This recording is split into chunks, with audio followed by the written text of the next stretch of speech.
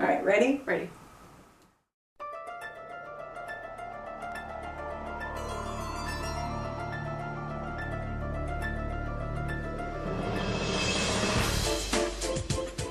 Hi everyone, welcome to Deadhouse. This is the episode for the 15th of August. No, the 30th of August. What am I doing? The month of August has just flown by. My calendar is just crazy. Also, I think I still haven't figured out if there are 30 or 31 days in August, but it's fine. It's cool. You know when this is. Yeah. So today we're going to be looking at Monster Blood, which is so exciting. It is.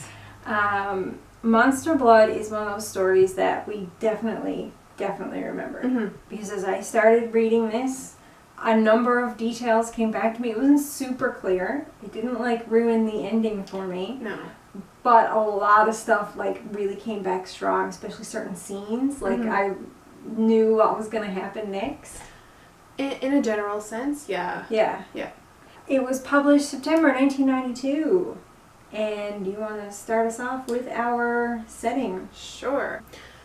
Our main character is Evan. He is being dropped off by his mom to his great aunt's house, which he's absolutely not thrilled about at all. In any way, shape, or form. No, and him and his Cocker Spaniel is being dropped off.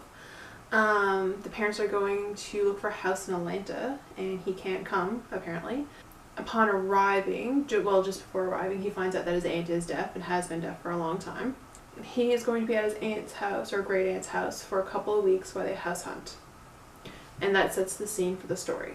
The house is actually really interesting because they spend a lot of time at the beginning. They're talking about it as they wait at the door, and they say there's all these ominous clouds come up and darken the sky just around the house, and all of a sudden the house is in shadow, and it's like a shadow just casts along across it.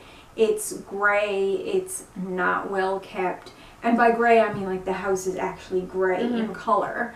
It's got curtains drawn over the windows upstairs. There's a shutter hanging loose. It clearly needs work. Yeah. Mom and Evan are arguing on the front step. And lo and behold, if Aunt Catherine doesn't come out with our first jump scare, she's holding a knife full of blood. Apparently that's her jam, though, carrying around a knife. Yeah, that's her thing. Yeah. No, she was just obviously preparing supper because she was expecting them to show up. Yeah. That's something this book does a lot, actually. The jump scares. Yeah. So this is a little bit of a callback to Deadhouse in terms of pacing, because it does very quickly give you a jump scare and then another jump scare. So it's constantly relieving tension in that sense. But what this book did really well that Deadhouse didn't is that it still keeps tension sort of in the background, because there are enough other things going on that fit together as puzzles that you're sort of keeping an eye on, that it doesn't relieve too much tension right away and it doesn't take you too far out. Whereas I found with Deadhouse, everything would happen so fast, and it seemed so fast because it was like a jump after a jump. Okay. And there wasn't enough mystery other than you knew something was up with the town and the kids, obviously, but there wasn't enough extra mystery there to sort of keep you going. Whereas there's a few different background things going on here that are weird and interesting enough that it never quite fully relieves your tension, and it sort of keeps you building even though you get little pockets of release. Yeah, for sure. Yeah. Evan is bored around the house, and he goes for a walk with his dog. The dog that the aunt will not have in the house, and there's a decent reason for that. But he meets a girl. She goes by Andy, and she's a little bit bold. I think she's a little bit bolder than what he's used to in his hometown, just in the way that he's also used to getting his own way and not having to deal with a stronger personality. Yes. And she is very much a stronger personality than him, even though he's pretty willful. Yeah. So they do get along. It's just she comes on as a very, a person that could fill the room with their personality. Yes. Yeah. So they go looking for a gift for Andy's friend, and they go to this really old toy store with really different toys. It's not something that you'd see at like a local toy store. It's stuff that you'd see like in an antique store more so, and a very random, disorganized antique store. Yeah, and what's really cool about this store when they come across it is that this entire setup and going to the back room and all this stuff sort of reminded me, and like that it's not for sale. Yeah. It sort of reminded me of Gremlins. Oh, you know, that first scene where he gets Gizmo. And he's not for sale. Yeah. Yeah. And I mean, this is a very, very common setup. Yeah. And that's why it's used in Gremlins, because Gremlins is more of a parody movie anyway, really. And so they make use of that trope in Gremlins, and it's here as well.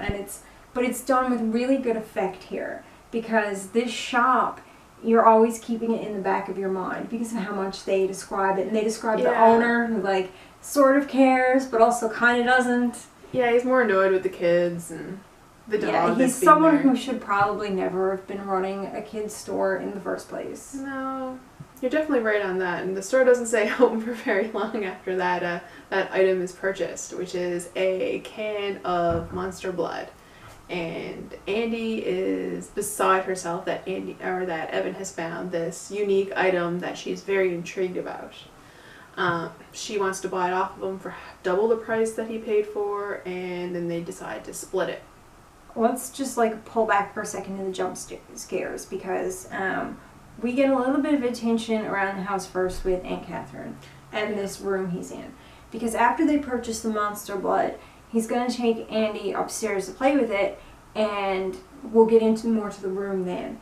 So Evan comes, it's full of books. Yeah. It's obviously the woman's library. He does not care. There's a little cot set up for him. Yeah. It's not books that he would be interested in at his age. It's more adult books. Yeah. So he, and to be fair, he's not really a reader. No. He didn't really bother to look at them too closely anyway. No.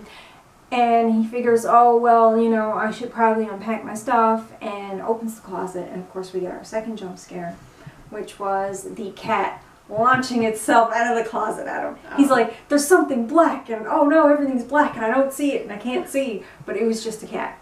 It's the cat Sarah Beth. It's Great Aunt Catherine's cat. And we also learn a lot about Great Aunt Catherine because they describe her. She's got this big, bushy black hair. And she's also big herself. Like they say, she's large stature, so she's very tall with broad shoulders, and she's got this really deep voice. Yeah. Which, for a woman who's deaf, she does talk a lot.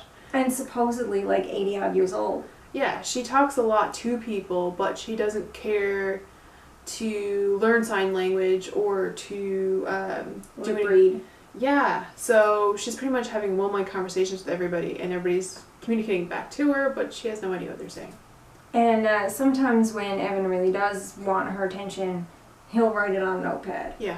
And then she'll answer him. But you can't really have a real conversation or argue with her because she just like assumes things and like says them really loud and continues to say them louder until she sees you agree. Yeah, and because she can't hear what you're saying or your objections, she becomes more of a strong authoritative figure. Like it's her way or the highway.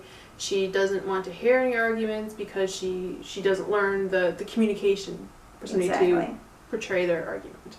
She gets around very well. I mean, especially considering she's supposed to be older. She's very capable. She's often gardening, pulling things out of the garden, like vegetables for their supper. Yeah. She's always preparing their meals. She can get around, you know, perfectly. She answers the phone despite not being able to hear what's on the other side. And at this point, technology was rudimentary enough that there weren't very many devices for phones for people who are deaf. No. And the ones that were super expensive. And this woman's house is in total disrepair. Yeah. So we're to believe she doesn't have the resources. No. And this is before texting was a big thing too. Well, I mean, there weren't even cell phones yet. Yeah, right. So we're going to take you way back. So she does most of her communication by mail. Yeah. Like I said, she runs her house, basically. is the impression we're given. Yeah. So when Andy comes over and she sees all these books, she's like, hey, this is cool. I thought you said there was nothing to do here. Yeah. She was totally into figuring out what all these books were and what they were about, and very more intrigued by them than Evan was, because Evan was more so annoyed that his room was filled with books and he didn't know what to do with that. And, you know, Andy starts looking at the books more and she's like, man, some of these look like they're about witchcraft. What's that about? That's really cool. Yeah, that's the first hint. Well, that's the first of many. Yeah. Because this woman is a character. She's got a black cat, which she insists is evil. Mm-hmm. Yeah. She's, but then most people insist cats are evil. I'm pretty sure my cats are evil. To be fair. Yeah. She's got this bone pendant, we find out. Right. She fits the description of a witch in terms of the fact that, you know, she's got unkempt black hair. Yeah, the way she's described. Yeah. Now, she's described as being, like, not terrible looking. In fact, No. she looks very good, especially for her age. Right. Which she jokes and says, I look not bad for 112 years old. Which, you know, based on other stories, witches can live beyond the normal realm of human capacity and still look rather young. And, I mean, supposedly it was his father's aunt. But he said even for then, she seemed old to be his aunt. Yeah. And that she was deaf then and refusing to learn sign language and all that stuff way back when, you know, his father was 12 like Evan is now. And he had to stay with her for a while. Yeah, which brought up a question for me, actually. Being as old as she is, having this issue, I don't want to ruin the ending this early into... Yeah, no, I get you. Okay. Should I go ahead? Go for it. Okay, so the cat is the witch. And if the cat has the curse on the woman, and the woman was like this when the father was young, then how old is that cat? That cat is ancient because the cat isn't the only witch because, of course, so's Great Aunt Catherine.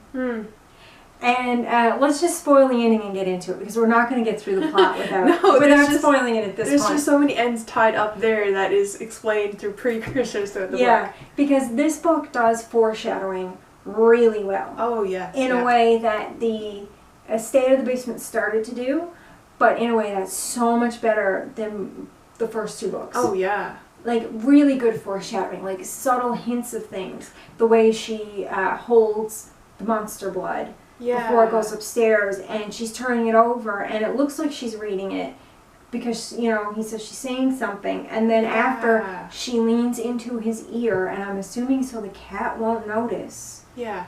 And says ever so softly, be careful. Right, so she cursed the monster blood. The can of monster blood. That could have been a can of Play-Doh for all we know at the beginning, but that curse... It was probably old dried up slime from 19-diggity-doo. Right. And it's just like... And the way the slime was described, being stretchy and bouncy, it reminded me of Gak.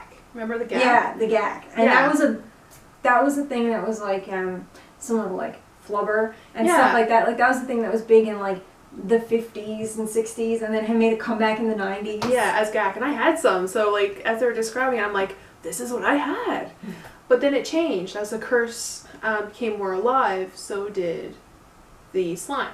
It changed temperature, it changed consistency, and it didn't bounce anymore, and it stained. And here's another really good horror thing, because I was tracking the monster blood, and all of its changes it went through. Okay. But it kind of reminded you a little bit of those old, well, I guess there'd be movies now, they might not have been at the time, but like The Blob. That's exactly where my mind was going. And especially the way it starts to like suck at them and try to pull things in, and the more it sucks at things and like consumes it, the bigger it gets. Yeah. But I also had a theory about why it would bubble up over the edges of the stuff instead of consuming the container it was in. Why is that? Because it was contained by metal. Because that's what it was in first. Because I kept tracking what was happening with it. So it goes from cold and rubbery to warm and sticky. Right. And then it keeps growing. Okay. And the rate at which it grows keeps increasing. So it exponentially gets faster and faster at its rate of growth. And it fills the container, whatever container it's in, it fills it. Right. But the rate at which it fills those containers gets faster. Like sometimes it takes minutes. Yeah. And it starts to suck on things and like devour them and like take them in a bit and like try to consume them as it keeps getting bigger. And and it stops separating at one point. Once it gets to a certain size, they can't pull it apart anymore, and it's very solid, and they say it feels more like a taffy consistency. Here's where the metal thing comes in. It starts off in that tin, which is metal. Right. And then the next thing they put it in is coffee tins. Yes, which is also metal. And then in a metal bucket he finds in her shed.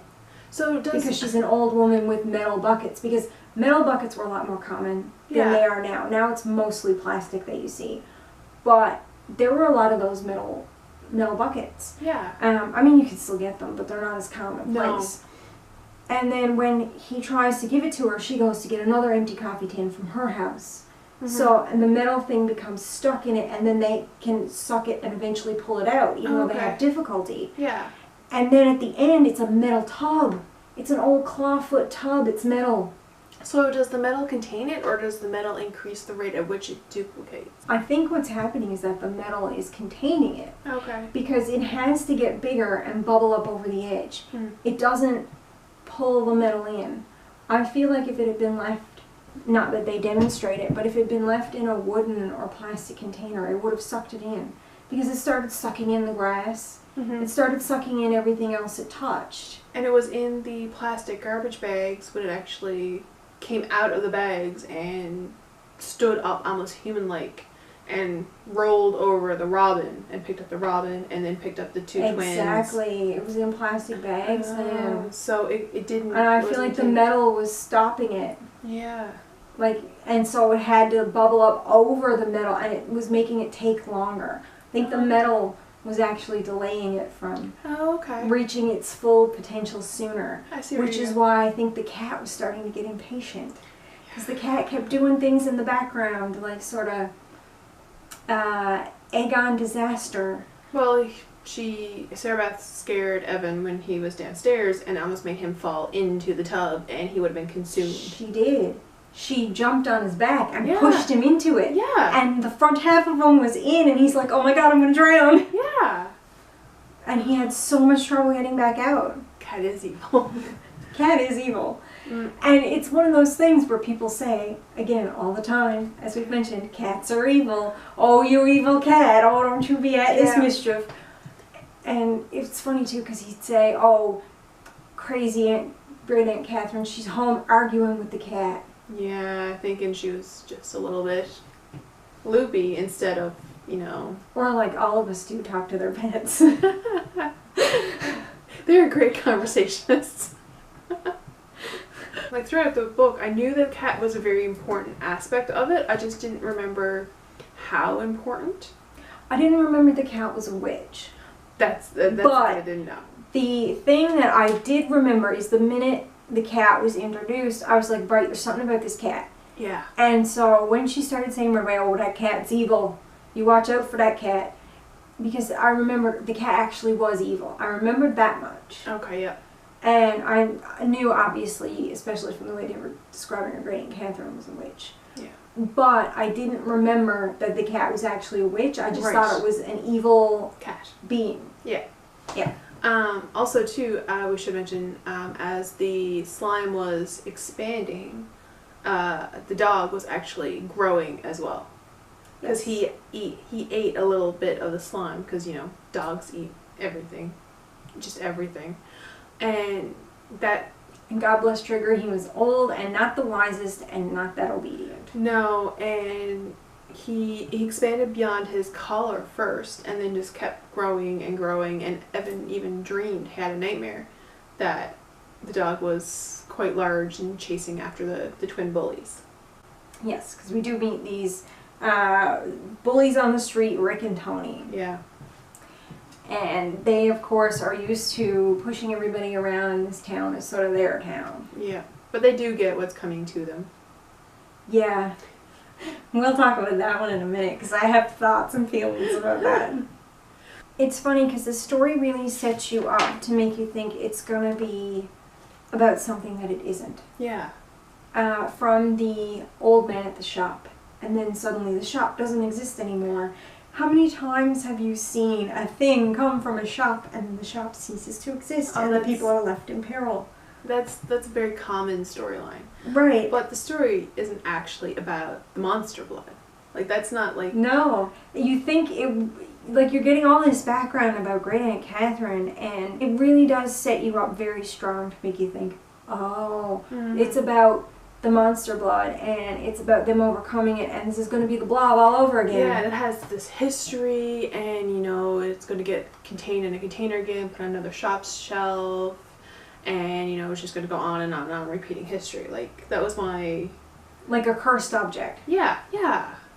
But no, that's not what the story's about. No, not even a little bit. No, which is really cool. Yeah, Yep. And that was part of what made this so good, because it gets revealed that the cat is a witch, and the cat put a spell on her to not only make her deaf, but to prevent her from learning sign language or reading lips, so that she would have more trouble communicating, because she didn't want it found out that she was, you know, sort of running this place. Yeah, she was controlling the aunt. Yes. It didn't go into, that I remember, why.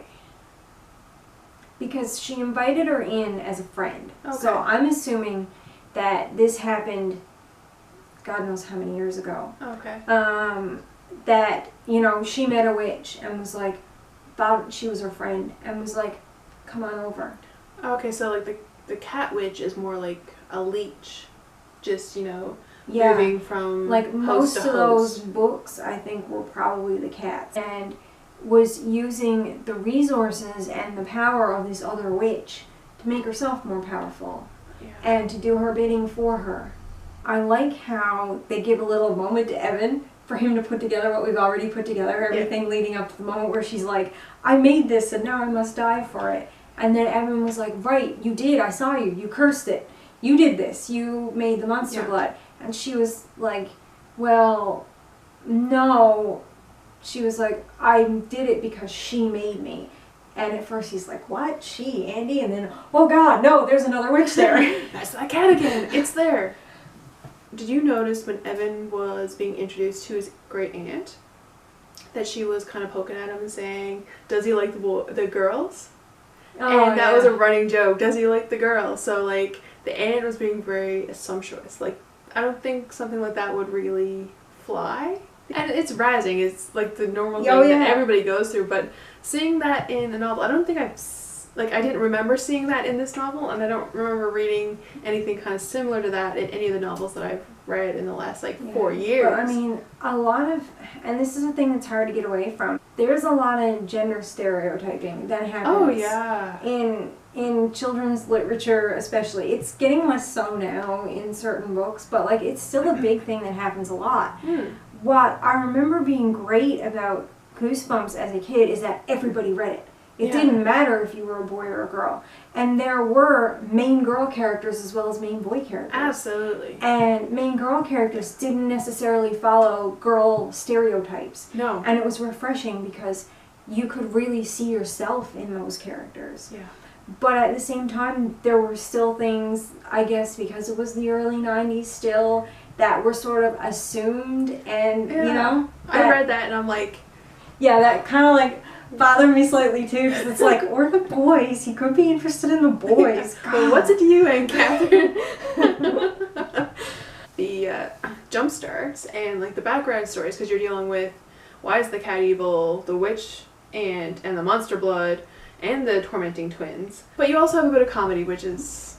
It was refreshing. It was nice. Speaking of mystery, there were different little clues always, like the bone necklace and other little things they'd slowly let you in on, and you know, so it was obvious you were putting it together, but you didn't know exactly how it fit yet. Because one thing you don't really expect is that the cat is actually evil. No. And all cats are evil just because they're cats and they do cat things that are unexpected because they're dog people and dogs don't act like that. So I didn't also put it together that she was a witch, but I figured her being an evil cat is like, okay, well, she's going to be tormenting somebody just for, like, giggles. But I like the way that played out. That she was just actually in the moments where she could cause trouble, and she did cause trouble. She didn't fail to deliver. So we'll get to the ending now and how this all comes to a headway. All right. So the blob starts rolling. It's got the bird. Yep. It's in the house now. It's got the bird and the twins. Yes, because on its way in the house, it just plows through the twins. Yep. And to Evan's horror, and he describes, and this is what's kind of cool, he describes watching the life leave their bodies. That had to be terrifying for a child. Yeah, he's like, you could see them struggling and moving around, and then like he slowly watched everything go limp and just stop. And it was like, oh my god. Like, it's a little horrific to think about. It is, but it was more like suspended motion opposed to being killed. Like, he described them as them being killed, but I don't think it was that way.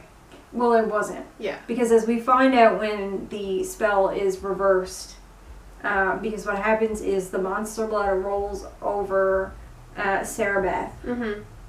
And when it consumes her and she gets still and lifeless, all of her magic disappears.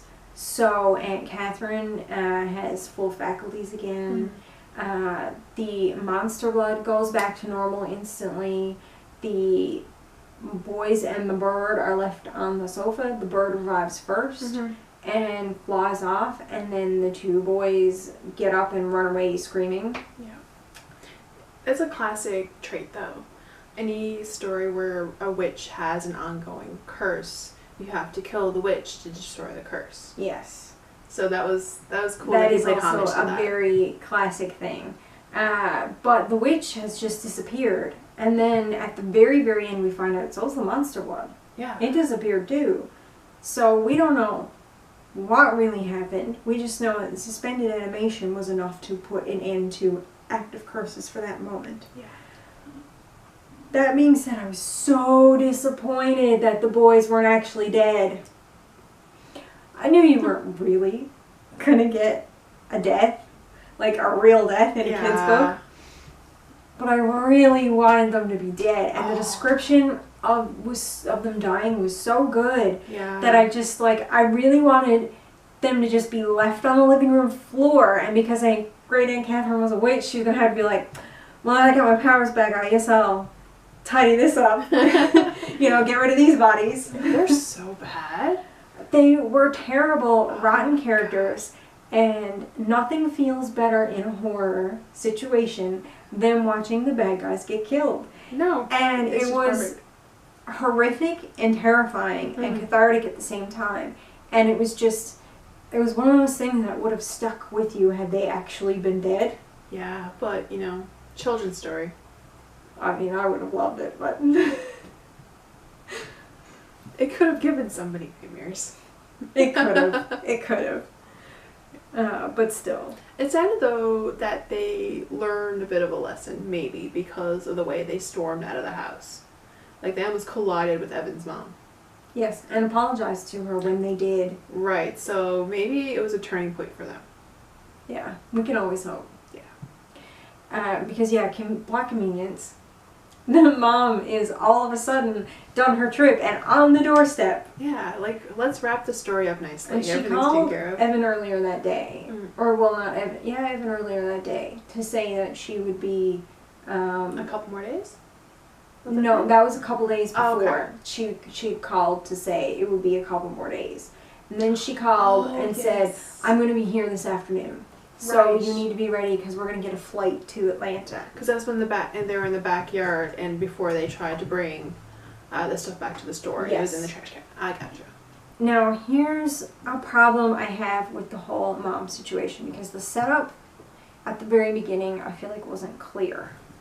The mom first says, oh, you have to stay here because it's a family emergency. And I'm like, what family emergency? Yeah. And then as they explain it and they show like Evan eavesdropping and they give the backstory to how they ended up at the front door and they're talking about it, it's because his father's suddenly been transferred and they have to move to Atlanta and they have to drop everything and find a house and move right away as soon as possible.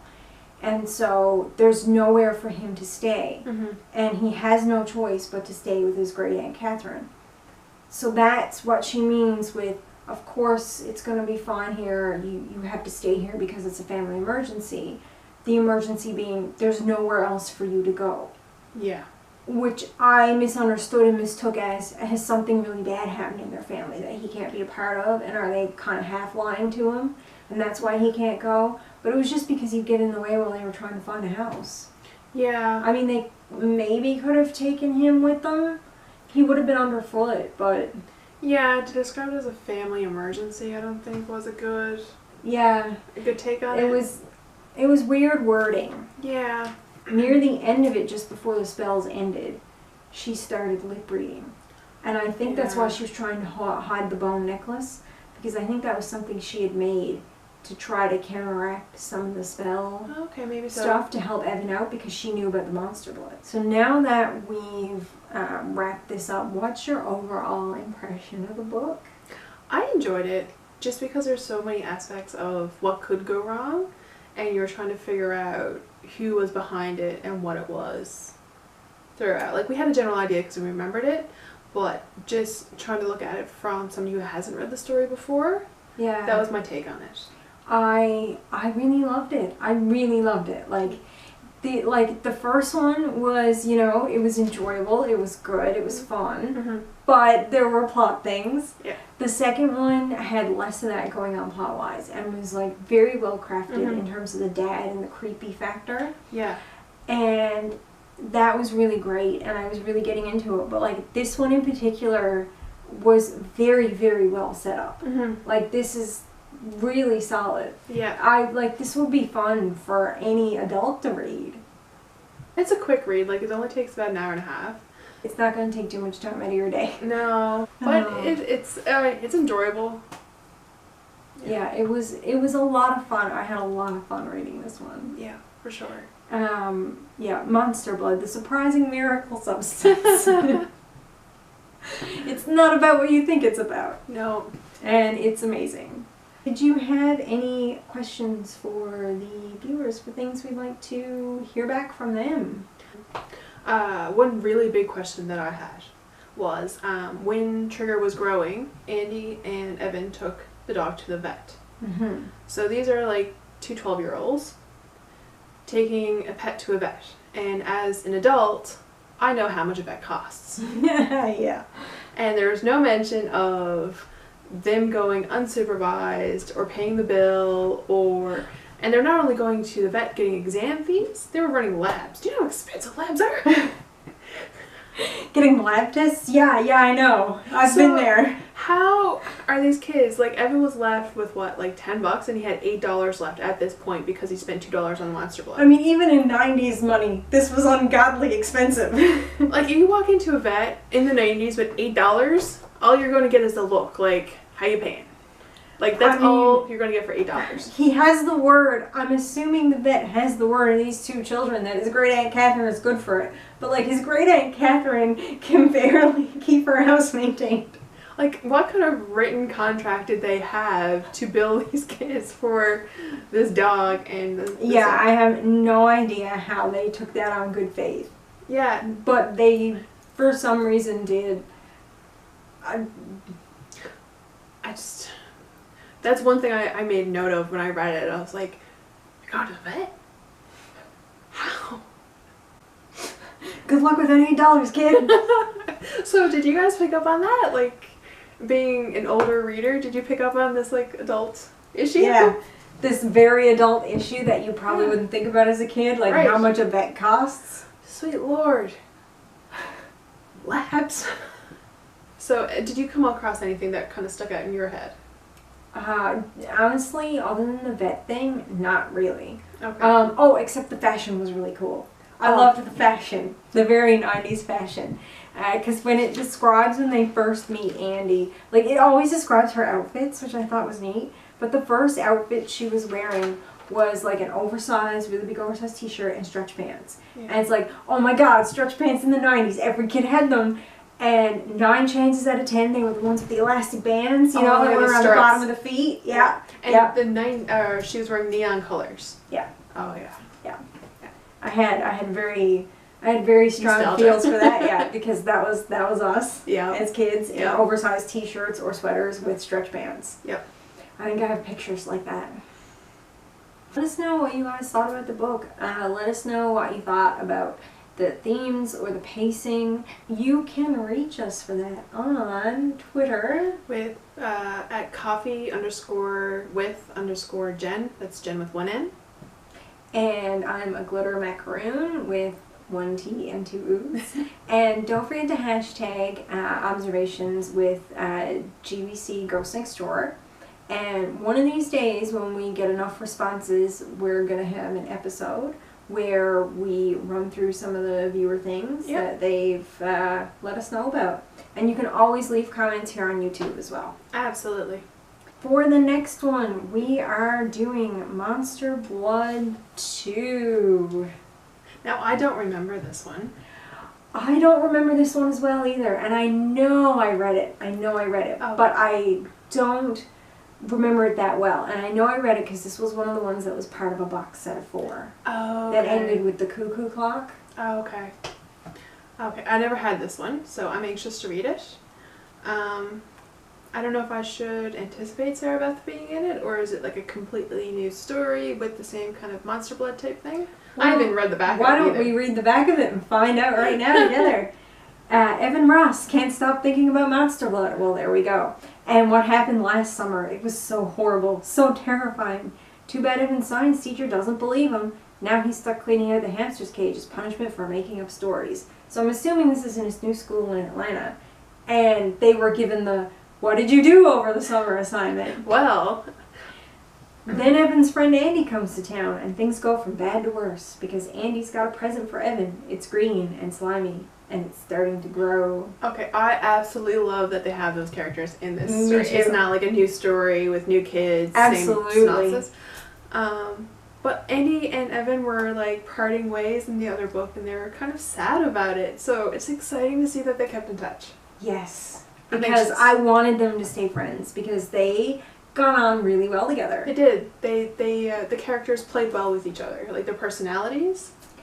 And after we do Monster Blood 2, we're moving on to Monster Blood 3. We are. That's another one that I haven't read. And also, there were 4 total in the series. Yes. And so Monster Blood 4 will be the last one, which neither of us has yet. Hopefully we have it by then, but if not, I think we're audiobooking it. Yeah, we're still going to be hunting for it. We've been looking for almost 2 years now and haven't seen it. It is book 62. It's the last one in the original series. Yeah, so that one's going to be a little more tricky, but we're going to see what we can do in time for then. Absolutely. So join us again. This is the 31st of August, so our next one is going to be September 15th for Monster Blood 2. Mm-hmm. And until next time, reader beware. You're in for a scare. I'm excited that Evan and Andy are moving on to the next one. Yes, that's awesome, isn't it? Yeah. It's a bit of a publishing difference Oh. in time. I mean, not a huge one, but a couple months away from the other one. It wasn't issued the same month? It wasn't issued in July. No, it wasn't issued until September.